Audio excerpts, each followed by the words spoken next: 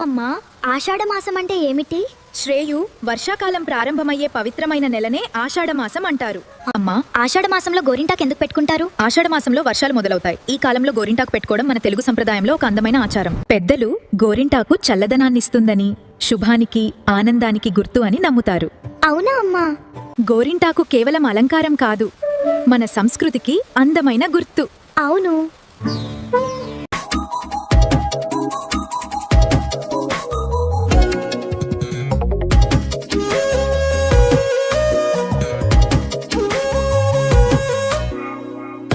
ప్రతిరోజు పండుగ రోజే సరదాలు తోడుంటే, ప్రతి ఋతువు పువ్వుల ఋతువే చిరునవ్వు పూస్తుంటే, మదిలోన ఆనందాల మెరుపులు మొదలైతే, ప్రతి చినుకు తేనేలే బ్రతుకంత తీపేలే, ప్రతి మలుపు మమతేలే కథలెన్నో మాతో కదిలేనే.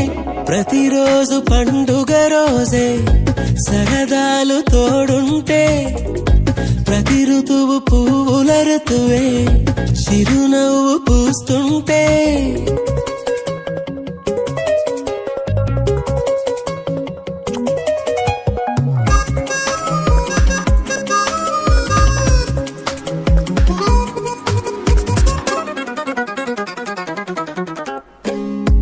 ఇంటి పేరు ఉల్లాసమే, సొంత ఊరు సంతోషమే, కంటి నిండుగా కలలుండగా చేరదంట కన్నీరే.